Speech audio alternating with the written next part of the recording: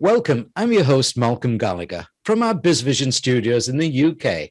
You're watching the BVTV network. Now, for years, because I come from a travel industry background, I've been going on and on about this subject my guest will be talking about. These days, we're being pushed to sell and trade globally, especially as the world shrinks through technology. But the key to success is not technology, says my guest, but instead cultural agility. In their eagerness for fast growth and profit, too few leaders, in my mind, have taken the time to grasp the importance of cultural differences. So I'm delighted to be bringing you the opportunity for you to shine brighter on the world stage through cultural agility by saying welcome to Dr. Paula Caligiuri. Welcome, Paula. It's nice to be with you, Malcolm. Listen, you're in that famous place where something about a tea party, isn't it? So they say. So they say. Yes, indeed. Boston, Massachusetts. Boston, Massachusetts. Yeah. Well, we're Northeast England, but we don't do tea parties over here. We just do beer parties in beer gardens, which started last week because COVID is going, isn't it? Oh, isn't that great? Hopefully people are getting vaccinated. That's so important, right? Yeah, vaccinated, but also again, getting back to building relationships, which is a lot of what it's about in your book, isn't it? Building those relationships, which may have disappeared a lot in this last year. And it atrophies, which is really quite scary when you think about our social skills after so much isolation. Yeah. Build them back up again. It won't be natural. Yeah. And what I do like about the book, by the way, is that it's so much up to date. There's a few items in there, such as what we were just discussing about before we went live. We're talking about cuddling and things like that. That's right. That's right. I like to hug the people I love, and that's been a rough one to not do that. Yeah, yes, I know. Yeah. I'll be chatting to Paula in this interview in 4 parts. First, I'll ask her about her book, Build Your Cultural Agility, which is the one I've been showing you there. In part 2, I'll ask her, what is cultural agility? And in part 3, I'll ask her to take just 3 of her 9 competencies from the book and explain to them to get you started on your own cultural agility journey. And in part 4, I want to ask her something that seems to be challenging leaders today, and that is how to use cultural agility within today's diverse teams. So, Paula, let's get on with part 1. We'll start off. This is quite simple. Who is Paula Caligiuri, and why did you feel the need to write this book? Okay, well, my story is that, as you know, I'm a research professor at Northeastern University in Boston. For the better part of in my 50s, for the better part of 30 years, I've been studying what makes people effective in multicultural environments. It was time to put it together in a book and to make it accessible to people so that they can build that skill, that critical competency. Okay, so how long did it take to write this book? 30-something years. Yeah, I'm just thinking. Because of all the research that went into it. But from the point where I actually started committing it, it was only about a year. Yeah, I like the way that you've put it, because it is, as somebody says on the back, accessible and lively prose. It's nicely written. It's not heavily academic, but it really goes in. And I do like the bits at the end where you're helping people actually almost consolidate that chapter, aren't you? Right. Every chapter is a competency. So what we know, as you mentioned at the onset, there are 9 of these critical competencies. Every chapter talks in a hopefully a fun way about the competency, about sort of the nurture nature aspect of each competency, and then pivots to how you can build it. So it's been a really important focus of that book to make sure that people walk away with both an understanding of how to build their competencies, but also an assessment of their own competencies, because it includes a free app, which is also nice. All right. Oh, just tell us about the free app before we move on. Then, how do we get hold of the app? The app is called My Guide, MYGIIDE. So MYGIIDE.com. but it sounds like my guide. And you can go on and assess your cultural values and look at how you might compare to other cultures. And then you can also assess your cultural competencies, which is the focus of the book. And you can look at yourself against successful international and global and multicultural professionals. It's a fun app. Okay, we'll remind people at the end. So if you remind me to remind people, that would be wonderful, you know. Okay, right. Let's get on with into the meat of the interview in part two. So, I know, what is cultural agility, and why do global professionals especially need it? Is it something that comes naturally, or can they grow it? Right. I define cultural agility as the ability to comfortably and effectively work in different countries, but also with people from different cultures. You need cultural agility, even if you never leave the comfort of your own home and you're on Zoom all day long. Yeah.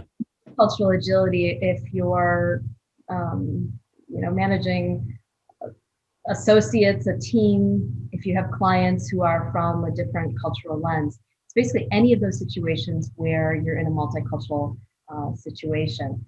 So it's critical. It's one of those competencies that if you look at leaders' ratings of their own self-competencies, it's always the competency that comes out last.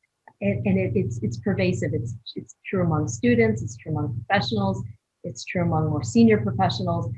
It's just one that we naturally, it's so inherent to who we are to kind of sort of understand the world as we know it, that we just don't naturally do it well. And it's something we really need conscious effort to do better. Yeah, but as you quite rightly said, you know, with Zoom I've done over 500 of these interviews since last March. I've been all over the world. I mean, literally all over the world, and I haven't left the studio. But it is something that I've sort of noticed myself that, you know, I've got to be careful about humor and jocular and things like that, haven't we? Oh, goodness. Zoom, everyone thinks that Zoom, or any technology for that matter, makes culture go away. Frankly, it exacerbates it. It makes it more challenging because we think it's going to be easy, right? We don't feel like there's as many perceptual cues to indicate we're in a cross-cultural setting. And it sort of amplifies cultural differences. A really simple example happened earlier today when I was on a conference call with some people from different parts of the world. And there was a fellow American on the call, and Americans are hopelessly informal. We are, we like to, we call it authenticity, but we kind of do what we do and we do how we do it, right? He's sitting he's eating his breakfast. And that's kind of, hey, I'm hungry, I'm eating breakfast. It's efficient, it's normal, I'm eating, you set the meeting for this time, I'm going to have breakfast. But it's a thing, right? It's for other cultures, they found that to be a little bit, you could tell, you could read the micro expressions that they thought that was a little bit strange. Yeah. I've noticed that, you really have to try and mirror people as quickly as possible, don't you? Right? Mirroring is important. Another one that's really typical, we can understand everybody's using the phrase social distance now, and we know that it's 2 meters or whatever it is, depending on where you're from, or 6 feet 2 meters. And what the reality is that there's a social distance for Zoom as well. And I'm going to do it, and I don't mean to freak you out, but some people will talk really closely on Zoom, and other people will push it back. And it's funny that too, it plays with everyone's cultural differences. Is essentially what you're playing with when you subjectively respond to something. We can't turn it off. It's our limbic system. We have to just process it as we're seeing it. And that's a cultural difference as well via technology. Yeah. And, just as you leaned forward there, I moved back. Automatic. And they're thinking, we're thousands of miles between us. We could keep going. There's so many of these just on Zoom. Silence. In some cultures, silence means engagement. In other cultures, silence is that you're disinterested. And it too will affect how the nature of the conversation flows and how you perceive the other person, credibility, trustworthiness, all of it. Yeah. All these things matter. It was a good few years ago. I learned some of my main mistakes when I'm presenting a a seminar or a big talk, I like to be at the door greeting everybody as they're coming into the hall, introduce myself, shaking their hand. And the amount of people that would sidle past me, obviously because they didn't like that sort of thing, or she would say some of the Asian ladies who didn't want to shake your hand, it was a big faux pas by myself. And so you had to try to learn to almost look further down the line and see, be careful on who's coming up to you. You ever had that? Well, that example that you described, it could have been a few different things going on, and some might just be, display differences, meaning I don't shake hands with someone I don't know. I don't shake hands with a male I don't know. I don't, like, it could just be some of the most basic differences. Yeah. It also could be that if you were the presenter, the instructor, that there's a hierarchical difference. I wouldn't think to approach or shake hands with someone who's at a more senior level. For other cultures, it could be a formality thing that seemed like a very informal gesture to say, hi, my name is, and that just seemed inappropriate because we're not there yet. It could have been a difference in it, and I could keep going, right? Yeah, so, yes, I understand, yeah. If someone's reacting to it negatively, again, it changes the lens, how they're perceiving you as trustworthy, credible, and the like. Excellent. Well, before we move to part 3, I'd like to remind viewers and listeners of your URL, your website, which is, viewers, you can see it on the screen behind me.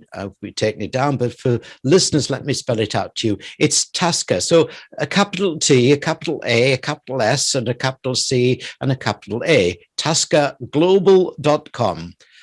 Okay, Paula's book, and let me just show you that again because I'm enjoying delving into it. It really is easy reading, but it's so much into it. It's called Build Your Cultural Agility, the 9 Competencies of Successful Global Professionals. And it's published by that really great publishing company, Kogan Page. Paula, time for part 3. Your book details the 9 competencies of successful global professionals. Now, let's not give it all away to everybody. They've got to buy the book, haven't they? But give us a new overview of 3 of those 9 that you suggest people start working on now. And obviously, I'll encourage everyone to invest in the book for the other 6. Okay. So let's see. You want 3. Let's go with one of them being tolerance of ambiguity. So I mentioned this a bit earlier, how, whenever we're in a situation, any new situation, it could be, a cultural environment, but it could be just you start a new job. Anytime we're in a new context, we cannot turn it off. It's impossible to slow down our limbic processing. We start interpreting every cue we're seeing through the stored data that we have. Impossible to shut down. And then we're reacting emotionally to that perception. So one of the things that tolerance of ambiguity does is essentially allows us to linger longer in a state that our brain doesn't want. Our brain wants closure. Our brain wants to know certainty. Our brain wants to interpret everything around us. But it gives us that little bit of space to say, I know I'm seeing, my eyeball is interpreting, my brain is interpreting what my eyes are seeing in this way, but I'm going to tolerate this for a little longer and say, I really don't know what I'm seeing, or I really don't know how to. It's a great competency for all of us to build. It helps in all multicultural settings, generational differences, professional differences, any situation where your system isn't going to work exactly. One of the places, kind of fun, one of the places your brain might work well is with your own family. You just have so much stored data about how your parents, how your siblings, how your children, how everybody's going to react in different environments, that you're pretty accurate. In almost every other situation, probably not accurate. So tolerate a little more ambiguity. Right. Excellent. Okay. I like that. I'll read it like that. Yeah. Okay. Let's move to part 4. I know a lot of business leaders are struggling in today's altered world, and they genuinely are struggling, as they've told me across all these interviews, with the diversity challenges within their own teams, often spread across the planet, maybe because of obviously remote working or hybrid working as well. Is cultural agility equally important internally as it is, say, with customers, suppliers, and external influencers? If so, have you got any top tips on applying it internally? Oh, goodness, yes. Oh, Malcolm, it's so, so critical for, to turn around systemic inequity, to help value diversity, to help build cultural appreciation, to help build a climate of inclusion. All of those require people. And it's a bit of what I was mentioning before. It's the ability to say, hey, look, it's not good or bad, it's just different. And I need to give myself a little bit of time to better understand the perspective from which individuals are coming.